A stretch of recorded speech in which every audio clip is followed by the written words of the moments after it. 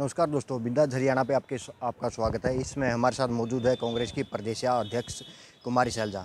Ma'am, ये जानना चाहेंगे कि इस मानसून सत्र के बाद पूर्व मुख्यमंत्री भूपेंद्र सिंह हुड्डा द्वारा भोजन पर आमंत्रित किया गया था। कांग्रेस के जितने वरिष्ठ नेता हैं, मात्र कुलदीप बिश्नोई वहाँ पर नहीं पहुँचे थे और बाद में कुलदीप बिश्नोई का एक बयान आता है कि कांग्रेस में अब बदलाव की जरूरत है, नए चेहरों को आगे लाने की जरूरत है। तो आप क्या कहना चाहेंगे? देखिए, सबका अपना अपना ओपिनियन हो सकता है। उसके किसी की टिप्पणी पर मैं क्या टिप्पणी कर सकती हूँ।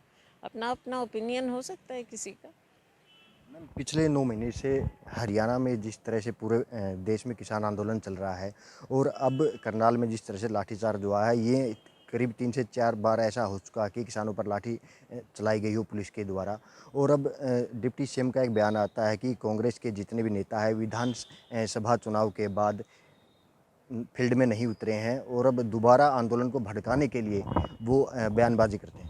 देखिए, फील्ड में क्या उतरना है, कैसे उतरना है, वो दुनिया जानती है, सबने देखा है। कांग्रेस जन हर जगह जहाँ भी कोई मुद्दा होता है, चाहे किसानों का मुद्दा है, गरीब आदमी का मुद्दा है, महंगाई का मुद्दा है, जो भी मुद्दे होते हैं उनको लेकर कांग्रेस हमेशा सड़क पर उतरती है, लोगों के बीच में उतरती है। और सदन में भी ये बात उठाई जाती है, विधानसभा में बार बार ये बातें उठाई गई हैं। तो कांग्रेस पार्टी मुख्य विपक्षी दल है और अपनी जिम्मेवारी को बखूबी समझती है और उसका निर्वाह भी करती है। डिप्टी सीएम का ये एक बयान था कि कांग्रेस किसान आंदोलन की आड़ लेकर आंदोलन को भड़काने का काम कर रही है। कि भड़काना, तो इसका मतलब किसान, आप क्या समझते हैं कि किसान अपना नहीं जानता? ये आंदोलन किसने चला रखा है इतने दिन से?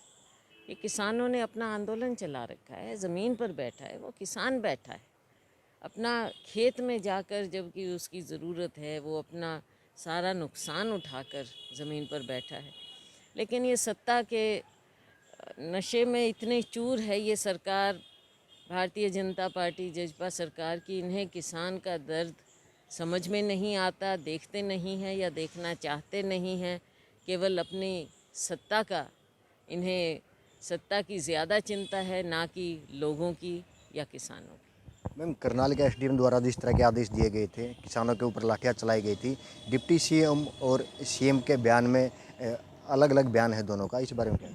कुछ नहीं है अलग अलग। ये सिर्फ लोगों को उलझाने के लिए एक ड्रामा रचा जा रहा है। वरना क्या डिप्टी सीएम और सीएम बैठकर फैसला नहीं कर सकते कि क्या कार्रवाई होनी चाहिए?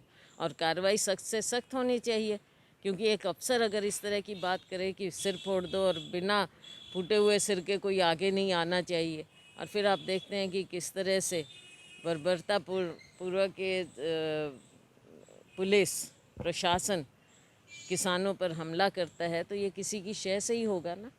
मैम, भूमि अधिग्रहण बिल में संशोधन किया गया है, आप किस नज़रिए से देखते हैं, अब कितना असर पड़ेगा किसानों को? ये तो ऐसा है कि चाहे केंद्र सरकार है, चाहे राज्य सरकार है, ये हमेशा से किसान विरोधी रहे हैं और किसान विरोधी रहेंगे। चाहे तीनों का, ये हमेशा से किसान विरोधी रहे हैं और किसान विरोधी रहेंगे। चाहे तीनों काले कृषि कानून थे या फिर अब जो ये नया कानून सरकार बना रही है, इसमें किसान के विरोध में है ये, और बड़े कॉरपोरेट सेक्टर के पक्ष में है। ये तो बात करते थे कि किसान की आमदनी दुगनी करेंगे। वो दुगनी होना तो दूर, आज पेट्रोल डीजल हर तरह के, चाहे फर्टिलाइज़र हों, खपत बढ़ती जा रही है, खर्चे बढ़ते जा रहे हैं, किसान ज़मीन पर बैठा है, सड़क पर। ये तो किसानी, बिल्कुल किसानी का अस्तित्व ही ख़त्म होने जा रहा है। जी बिल्कुल, ये थे हमारे साथ कांग्रेस की प्रदेश अध्यक्ष कुमारी सैलजा और महंगाई और बेरोजगारी के मुद्दे पर ये भाजपा सरकार को घेरते हुए नजर आई। उनका यही कहना है कि जिस तरह से पहले वादे किए गए थे मौजूदा सरकार ने चुनाव से पहले, अब उन पर खरा नहीं उतर रही हैं, बल्कि जनता को काले कानूनों के साथ अब जो भूमि अधिग्रहण बिल लागू किया गया है, एक और काला कानून थोपने का काम किया गया है।